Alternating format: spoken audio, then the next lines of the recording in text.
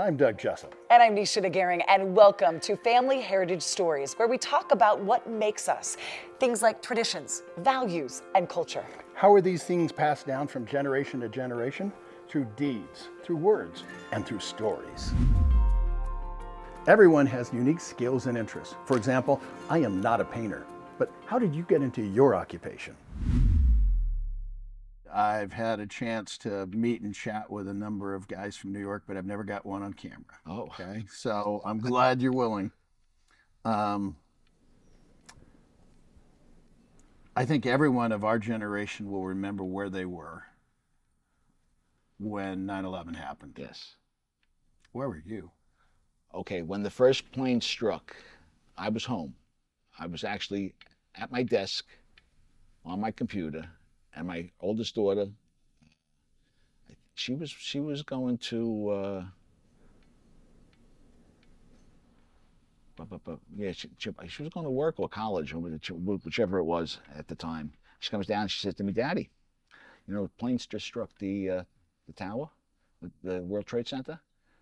Immediately turned the television on, immediately turned the radio on. Now, the city of New York's got 10-10 wins. 10-10 wins is all news all the time. You give us 22 minutes, we give you the world.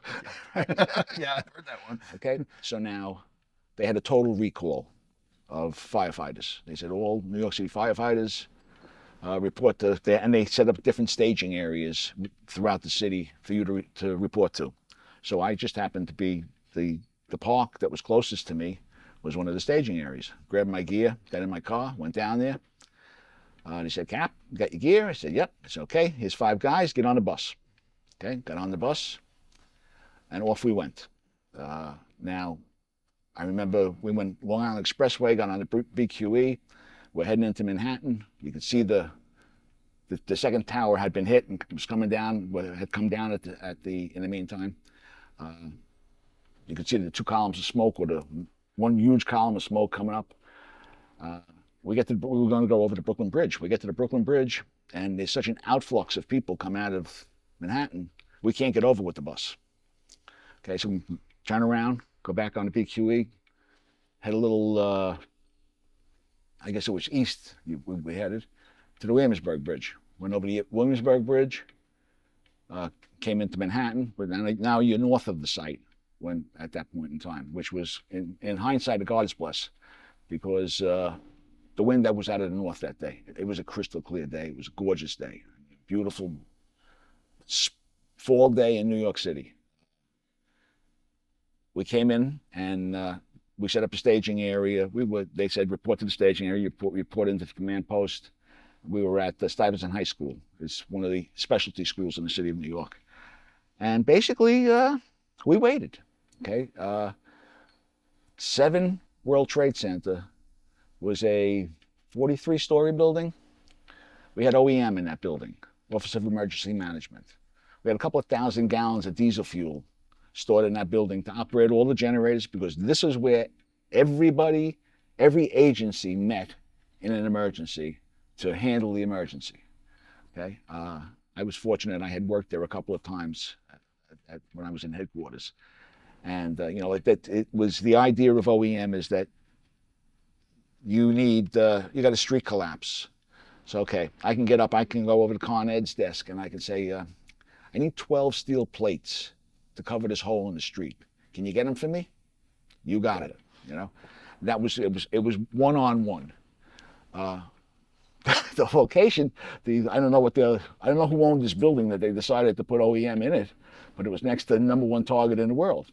So we waited until about 5 o'clock that evening, watching that building burn before it collapsed. And right around that time, the F-15s were coming up the river, up the Hudson River. I mean, the hairs on my neck still stand up when I think of when everybody's, yeah, you know. But we really couldn't start to examine the site and start digging for people until Now you had all sorts of apparatus coming in. I mean, everybody, volunteers from all around the world were coming. I mean, we were getting units from Jersey, and you know, there's mutual aid is one of the things with fire departments. the deputy that I had seen, he said to me, okay, I must have been there until maybe about 10 o'clock at night. He said, okay, Cap, take up, come back, So I went back to my firehouse, got up the next morning, got another 5 guys, got them in my car. We had all our equipment, went back down. So now they were antsy. They wanted to dig. They wanted to, like we're gonna find. You're not finding nothing here.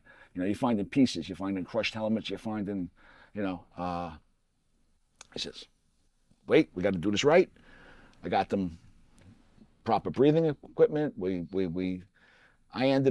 They gave me 9 building inspectors, and our job was to examine surrounding properties.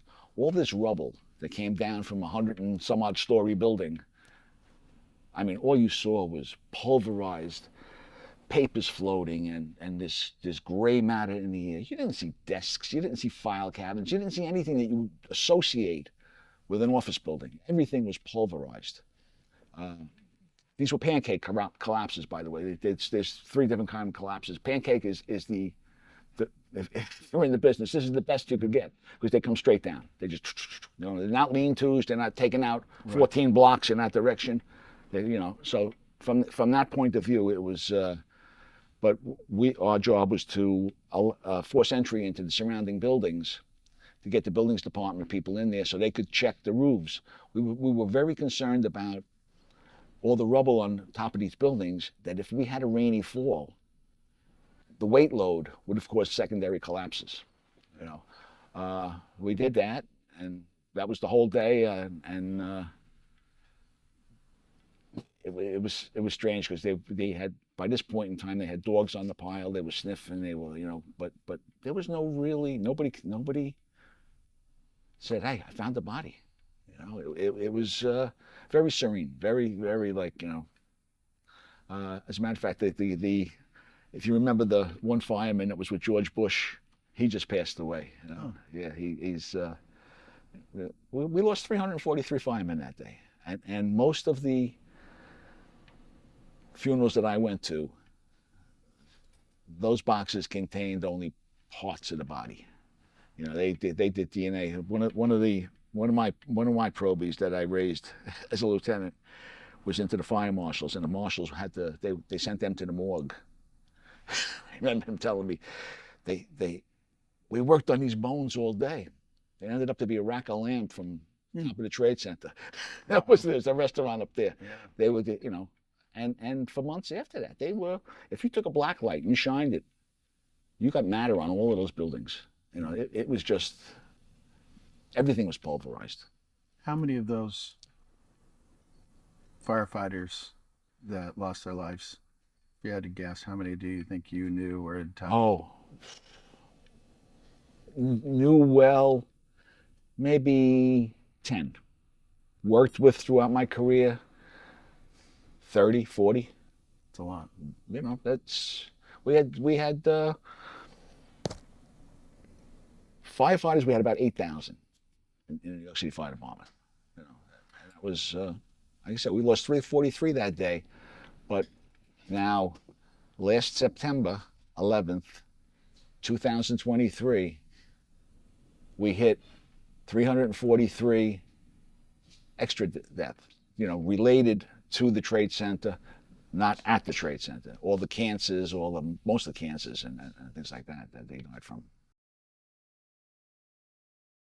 Nós voltaremos em breve. This is Messy Marvin. His room is a mess. His clothes are a mess.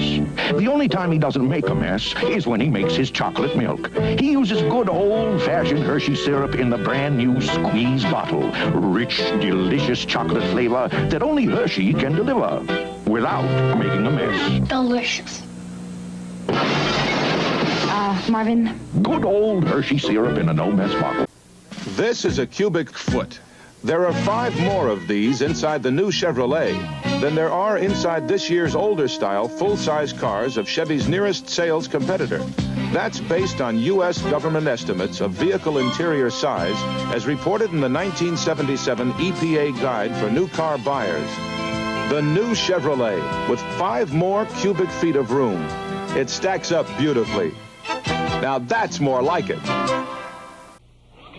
Ladies, you can't squeeze the Charmin. But this isn't Charmin, Mr. Whipple. This is new Charmin. Even more squeezably soft. But You can see, feel, and hear the difference. See the bigger puffs, the softness? but You can feel the difference. Feel how much softer. You can even hear. It's really... no matter how irresistibly soft, please don't squeeze the new Charmin. Mr. Whipple. Introducing new Charmin. So much softer you can see, feel, and hear the difference. New soft fragrance, too. There is something so special about the bond between grandchild and grandparent. So how would you answer the question? Tell me about your grandma or your grandpa. From my mom, from my grandmother, from my father's side, she lived nearby, so we live in the same plot. There were 3 different families, but all the same families, like sister, brother, and my grandmother lived with my aunt, which happens to be also my godmother. And she died a few years after I was a kid. She smoked a lot and she had emphysema. So where did you grow up? I grew up in Rio, in a neighborhood in the suburb called Guadalupe. And where was your grandmother from? My grandmother, both my grandmother are from Rio de Janeiro countryside.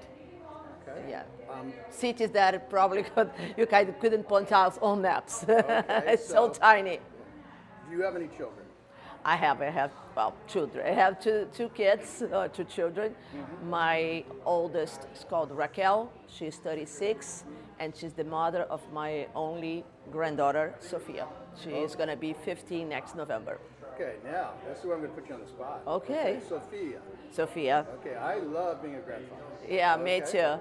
Okay, so we're going to put Sophia in a time machine. Okay. Okay? Okay. Now 10, 20, 30 years from now. Oh my gosh. Okay, so now Sophia is 45 years old. Okay. And we ask, Sophia, tell me about Grandma.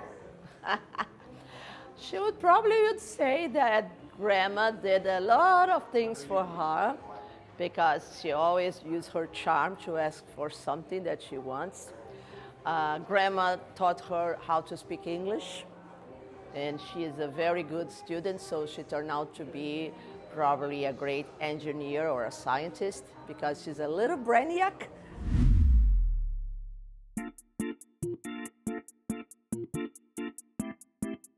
Why did the chicken cross the playground? To get to the other slide. Yes, this is how it's going down, so hang on for the ride. What has more lives than a cat? At least that's what they say. A bullfrog, 'cause it's a fact. They croak each and every day. Think of a riddle your gramps would tell about a kid out on a boat, and the punchline he would sell, whatever floats your goat. All from the book, Whatever Floats Your Goat, the granddaddy of dad jokes for kids and old goats.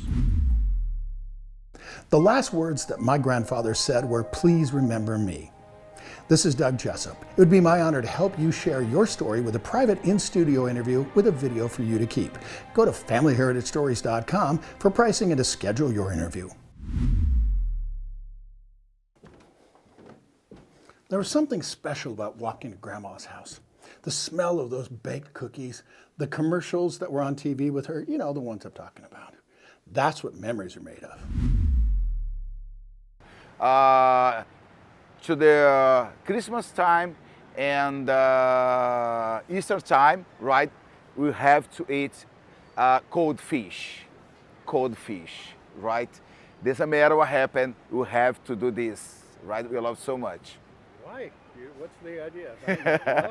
Because over here, the cold fish, it's expensive, very expensive, right? In Portugal, right? And you have to eat this 2 times a year to remember, right? All the tasting, right? With the potatoes and everything, right?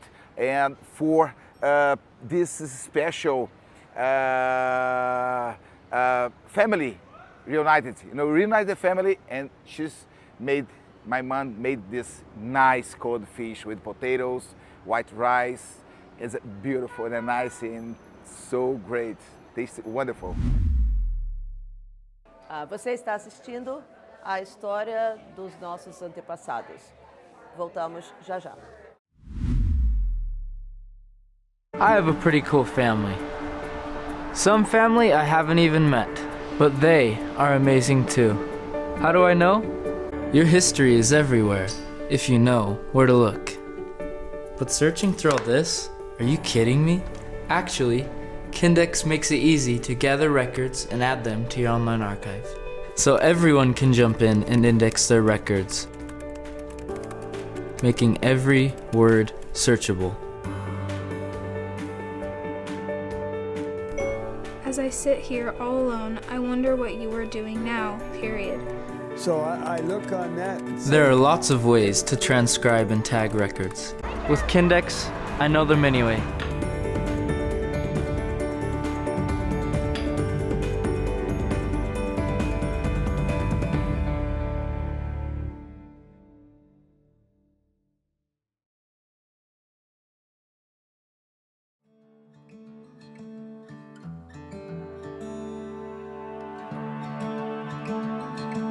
One of my favorite inspirational quotes is from Audrey Hepburn. She said, "To plant a garden is to believe in tomorrow."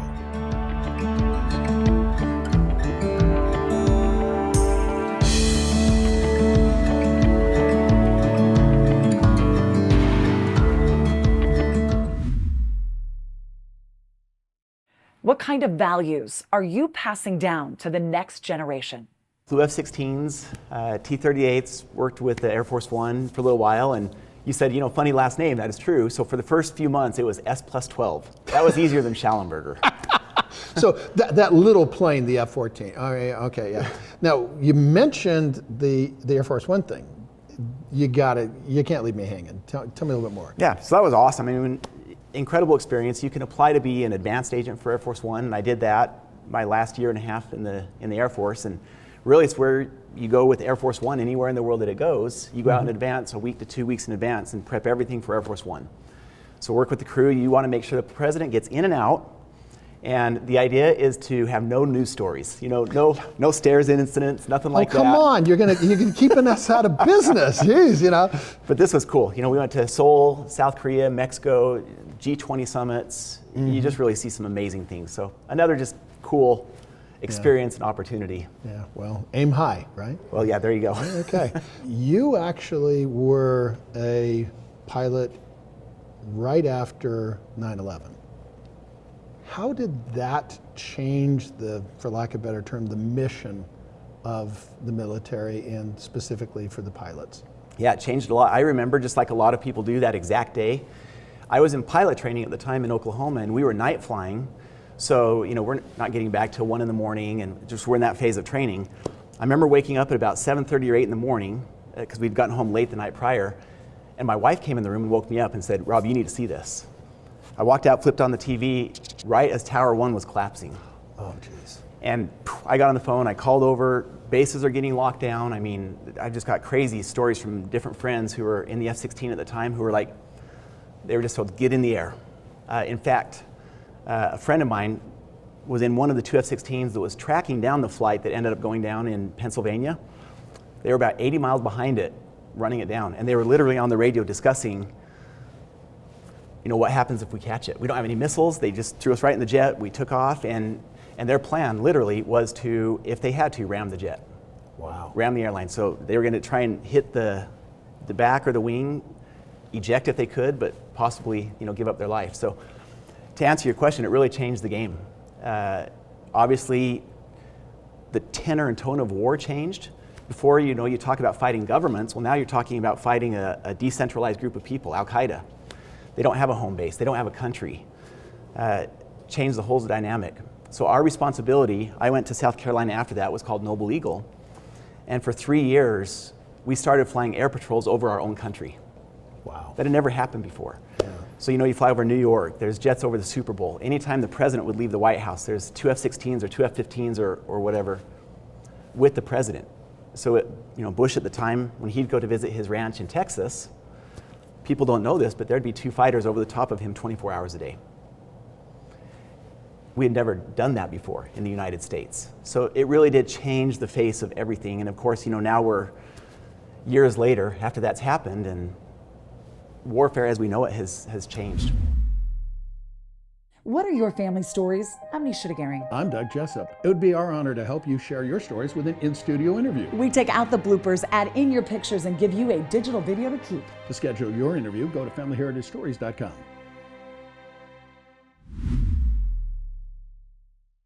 Objects with stories. Those are treasures remembered.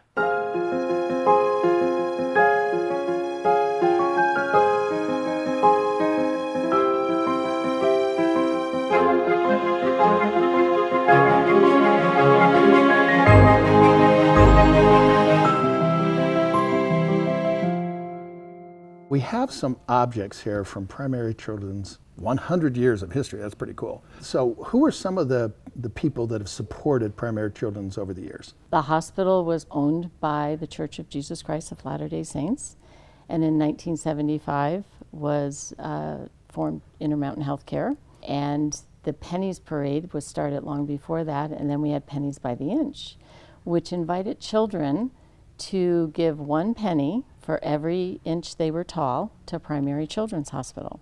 So children giving to children. And some of the early people who really helped with that, names that you know, are Marie and Donnie Osmond, Robert Redford, well known here in Utah, but also nationally. You know, we had banks so that kids could put their money in. I had a friend who said to me, I can remember as a child doing my pennies and then going to Primary Children's Hospital and giving it to the hospital, which I thought was really unique.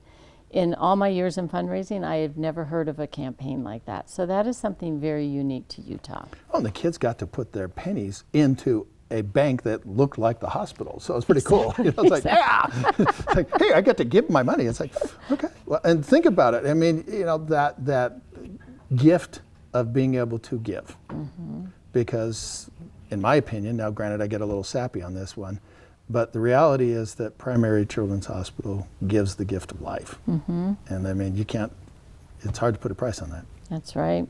And you know, we help save and change children's lives. I grew up where my parents didn't have a lot of money to give, but they were very involved in our schools, in our church, in the community. And as kids, we were all part of that. And I can remember that feeling of, this feels good. You didn't quite know what it was, but it felt good to be part of something outside of yourself. Well, thank you so much for coming on. Well, thank you, Doug. I appreciate being here. From connecting with cave art to creating videos that show up on your kids' or grandkids' devices, this is all about connection, connecting with people we know and we love. Want to know about the power of a story? We asked Mara. It's priceless. It's priceless to me because when I was first sitting with the guys listening to their stories, it's something you just can't get back. And there's a lot of stories I wish I would have had recorded from my dad, my mom, my grandparents. So at least we were able to get these stories recorded. And to have them videoed and digitized is key, because the younger generation, you know, sitting with my nephews, doing homework with them over COVID, they weren't looking at books, they were looking at screens, and they can look at this on a screen. I'm Doug Jessup. And I'm Nisha DeGaring. It would be our honor to help tell your family heritage story. Go to our website to schedule an in-studio interview on the Jessup's Journal TV set. Broadcast audio, video, and lighting are already set up to ensure quality control. All you need to do is come to our Salt Lake City studio and we'll do the rest. Our professional editing staff will take out bloopers and add your pictures to create a private digital video for your devices. Go to familyheritagestories.com for pricing and to schedule your interview. There's something special about traveling. You learn about traditions, values, and cultures. You remember Grandma's slideshow? Oh yeah, that's what we're talking about.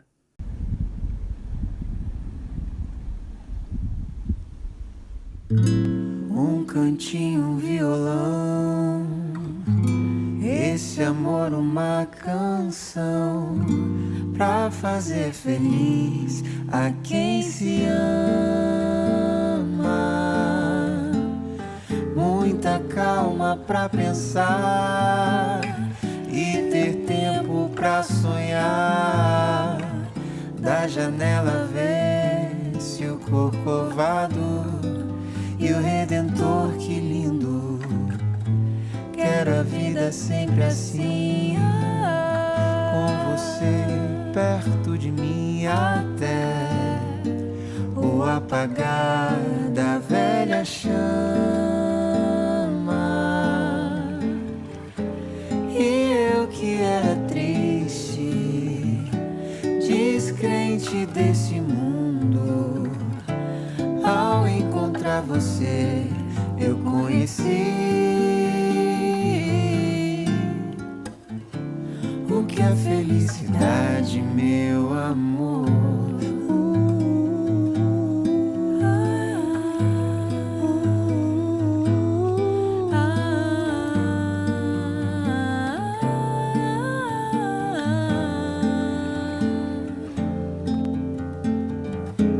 E eu que era triste, descrente desse mundo, ao encontrar você eu conheci o que é felicidade, meu amor.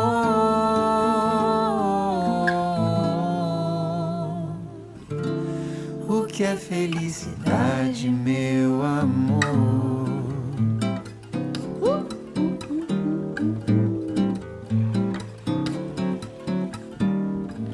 Quiet nights of quiet stars, quiet chords from my guitar. Quiet nights of quiet stars, quiet chords from my guitar.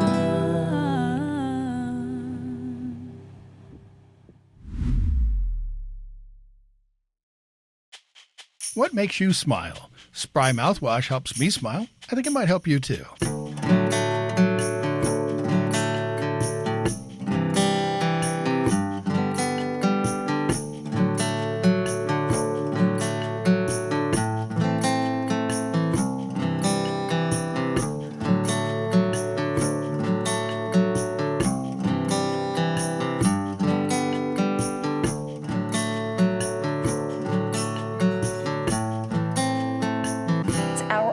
To be able to help people remember where they came from. If stories aren't passed down from generation to generation, the stories are lost, and it's as though those people never existed. So how do you want to be remembered? With another episode of Family Heritage Stories, I'm Nisha DeGaring. And I'm Doug Jessup.